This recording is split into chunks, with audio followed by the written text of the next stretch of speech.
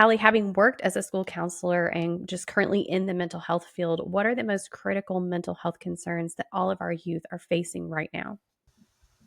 Anxiety, depression, and those things have been definitely exacerbated and just at really incredible degrees over the last several years, particularly after COVID, with the Yeah. isolation that a lot of kids experience being home and with their devices or their smartphones, not having the social interaction. So that has really made those issues bigger. Substance use is definitely a concern. We see things, kind of change over the years. When I began my career, things that came up were ladies that were pregnant as teens, and they were concerned, how do they share that? And now that's not such a stigma, and so it's not Right. something that is as big a concern for young ladies that have had an unplanned pregnancy.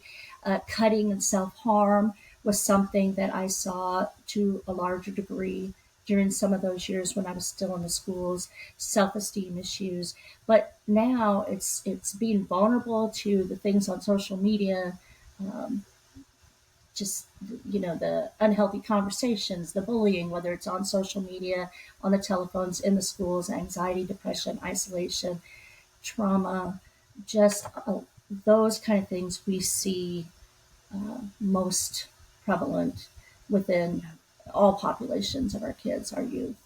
Yeah, absolutely. And I don't think that's a surprise to any of our listeners, but I think it's so important that we keep the reality of that in the forefront of our minds as we're parenting our kids. Many of us have biological children in the midst of blending with foster and adopted kiddos, but we have to have that perspective that it affects all kids while also carrying very carefully that it can affect our foster and adoptive kids to a greater degree as they are processing the extra elements of their story and the family dynamic. And so, lean into that for us a little bit, Hallie, of just the importance of understanding how these concerns that you just listed can often be experienced to a greater degree by our foster and adoptive kiddos. They are automatically experiencing a grief, a loss, a sense of what is my identity? How do I fit in this family, in this community, and things like that. So, and they may have more likely have self-esteem issues. They had that one trauma, if nothing else. And some of your listeners may be familiar with Nadine Burke's book, The Deepest Well, which is all about Hmm. trauma and how Hmm. that impacts kids. And it's a book I would recommend. It also impacts as young people who've experienced trauma grow into adulthood, their health and their lifespan and all sorts of things. And so we know ACEs, we can evaluate one's ACEs, adverse childhood experiences, and adoption is the very first one. And we know that there's possibly genetic reasons why those kids may be more susceptible to addiction, substance abuse, why they may be more likely to have a mental health diagnosis like ADHD, and that we know can very much impact impulsivity. My daughter has ADHD in all forms. Um, so there's, a variety of things that, we have to take into account: their genetics, their experience of being adopted, just all of those things that impact them and may make those mental health concerns that exist for all a bigger issue for them. Right. Yeah. No, I appreciate you sharing that. That's a hard weight to carry. And listeners, I want you to know that there's encouragement on the other side of this conversation. So hang in here with us as we're leading with the realities of where most of our kids are finding themselves. And Hallie, I think it's important for us to talk about the fact that many of them are struggling silently. So a lot of our parents might be listening and going, no, my child is fine. We've had them since birth. They've never struggled with any of the things that you're listing. And so but there can be that internal struggle. So, how do we balance that?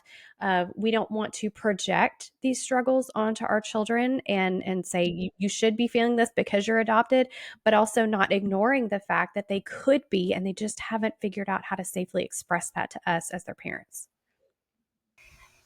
Right, and there are so many times that our adopted kids want to say things and they don't know exactly how to say that. They don't want to hurt us, and Also, for my daughter example, she has a learning disability. I'm not going to say exactly what it is because it was diagnosed very late in her educational career, but she has a hard time expressing, just as you said, and communicating and saying things the way that she would want to. And so that's a frustration for her sometimes. Academically, she's usually done pretty well without supports, but communicating is a definite challenge for her.